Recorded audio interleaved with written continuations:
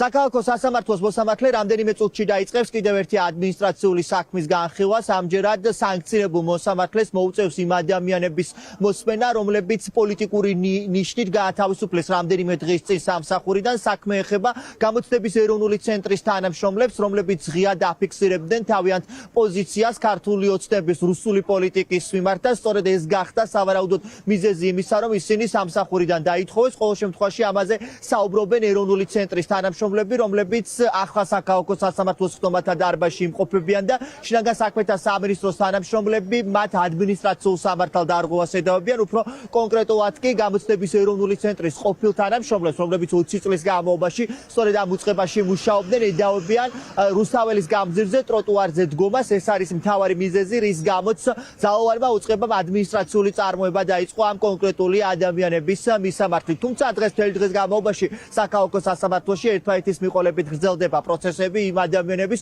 რომლებსაც ედავებიან ტროტუარზე დგომას. ფაქტობრივად შეგვიძლია ვთქვათ, რომ ყველა ადამიანის პროცესი გადაიდო, რადგან მოსამართლე ამბობს, რომ შინაგან საქმეთა სამინისტრომ ვერ წარადგინა შესაბამისი მტკიცებულებები, რომელიც დაადასტურებდა მოქალაქეების ადმინისტრაციულ სამართალ დარღვევას და შესაბამისად ეს არის მთავარი მიზეზი, რის გამოც ახალი წლის შემდგომ ჩატარდება მოქალაქეების სასამართლო პროცესები.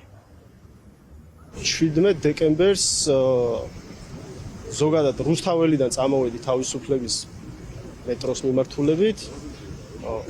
მე არავინ არ შემიჩნევია, რომ შემიფერხებინოს. ზოგადად ძალიან თავაზიანი და ზრდილობიანი ადამიანი ვარ და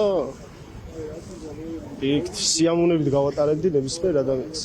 არავის ფეხებში არ ჩავარდნილ ვარ. სასამართლოს უკვე აღარ შეუძლია რაიმე ტიპის გამოსავალი ნახოს და მოწევს პროცესების გადადება დროის გაწევა ბუნებრივია იმ მიზნით, რომ ფაქტობრივად ფორმალურადაც მტკიცებული სახითაც არ შეუძლია გაწყვეტების მიღება. პირდაპირ თეთრი ჩავზე წერია, რომ ეს არის პირდაპირ ავტოკრატიული რეჟიმის დამახასიათებელი და ამ გზაზე, რომელსაც ახლა ვდგავართ, უფრო უარეს შეიძლება მოგველოდოს, თუ არ გავაგზავნებთ ბრძოლას. ჩვენ ვიცით კონკრეტული ადამიანი, რომელსაც მიმართა ამ აქციასთან დაკავშირებით, თუმცა რეაგირება საბადო ოპოზიციის მხრიდან არ მომხდარა. ამის დასადასტურებლად ჩვენ წარვადგინეთ განცხადების მტკიცებულება და მოსამართლემ დაავალა ადმინისტრაციულ ორგანოს, რომ მათ წარმოადგინონ ინფორმაცია იმის თაობაზე, მიმართა თუ არა მართლა კახა წიქარიშვილმა მათ გაფრთხილებით. პასუხი უნდა გაქცეს ამასა და შენიშვნა უნდა მოხდეს, ალტერნატიული გზა უნდა შემოგთავაზოს და აქ ასე არ მომხდარა, აქ ისე მოიცა პოლიცია, თითქოს ეს იყო სპონტანური აქცია, თითქოს არავის არ გაურთხილებია და საბოლოო ჯამში მგონია, რომ დაარღვია კანონი, მგონია, რომ გადავიდა კანონმდებლობის ნებას.